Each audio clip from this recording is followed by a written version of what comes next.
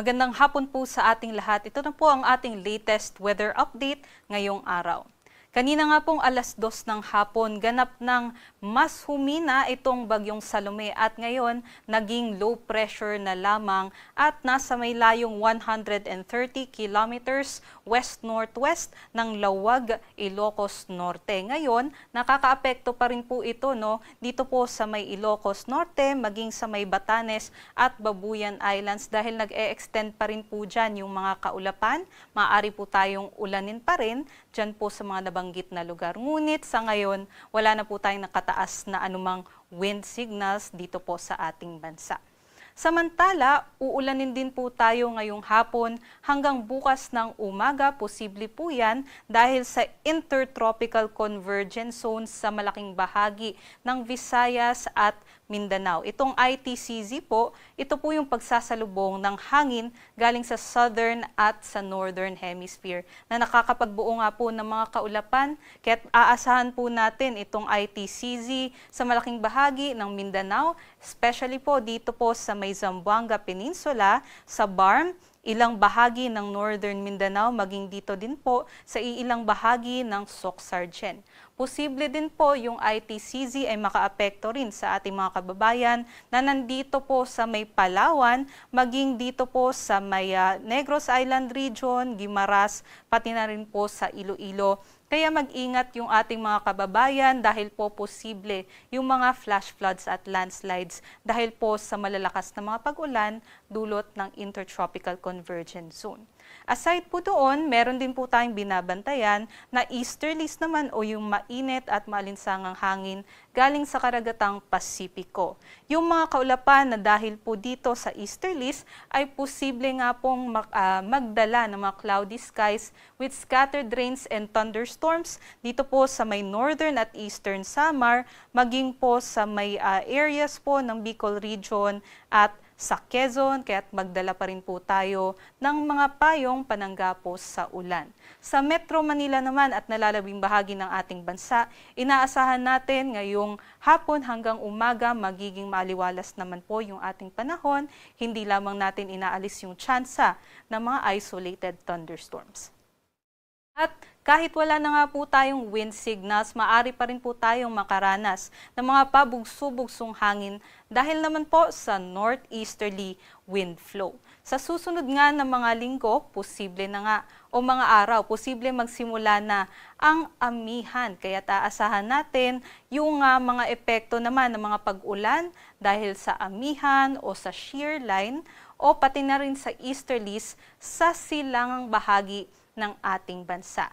Ngunit, para naman po sa susunod na 3 araw, aasahin nga natin yung mga pabugso-bugsong mga hangin dito po sa may Cagayan, kabilang na din po ang Babuyan Islands, pati na rin po sa may Ilocos Norte, Ilocos Sur, at yun po ay aasahan natin sa susunod po na 3 araw.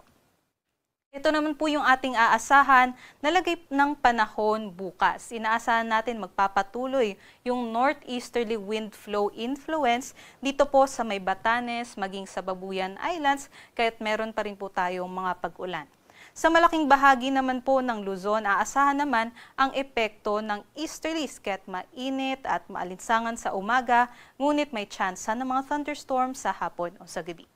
Ito naman po yung ating mga agwat ng temperatura kung saan hanggang 33 degrees Celsius po yung ating aasahan na maximum temperature sa Legazpi at sa Tuguegarao. 32 degrees Celsius naman dito sa Metro Manila, sa Tagaytay at sa Lawag hanggang 31 degrees Celsius at sa Baguio naman 23 degrees Celsius. So may kainitan po yung ating umaga hanggang tanghali.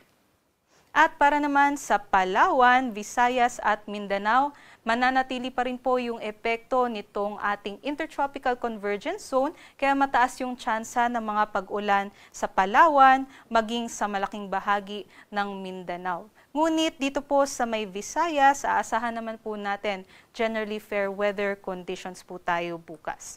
Ito po yung ating inaasahan ng mga agwat ng temperatura hanggang 33 degrees Celsius dito po sa Lawag, 32 degrees Celsius naman po sa may Cebu, Iloilo, Kalayaan Islands, maging sa Davao at 31 degrees Celsius naman po sa nalalabing probinsya ng ating Palawan, Visayas at Mindanao.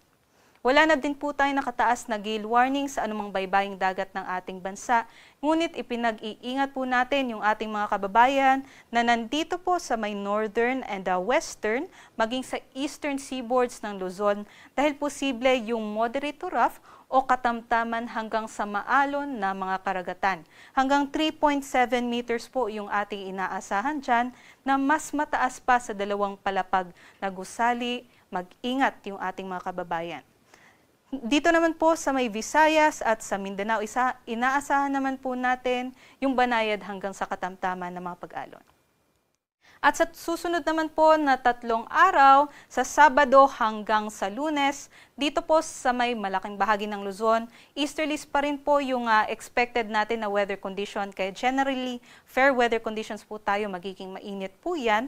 Ngunit dun po sa may Batanes at Babuyan Islands, in-expect din po natin na meron pa rin pong impluensya ang northeasterly wind flow, kaya posible pa rin po yung mga pag-ulan. Sa may Visayas naman, inaasahan natin magiging generally fair weather conditions po tayo dahil din po sa easterlies. Ngunit posible din po na mag-extend yung mga kaulapan nitong ITCZ na nasa may Mindanao area dito po sa may Eastern Samar at pati na rin po sa may Northern Samar. Sa Mindanao naman, aasahan yung impluensya ng ITCZ hanggang sa Sabado sa malaking bahagi po ng Mindanao, pati na rin po dito po sa may eastern at northern side ng Mindanao.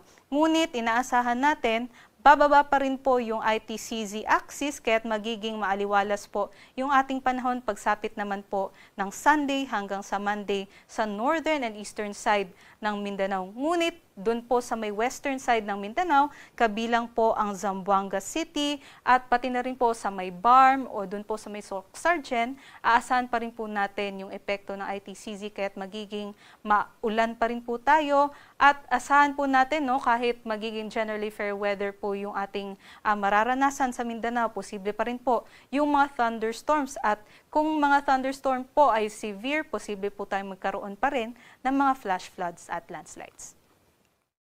Para po sa ating sunset, aasahan po natin yan dito sa Metro Manila mamayang 5:31 p.m. at yung sunrise naman natin ay bukas ng 5:49 a.m.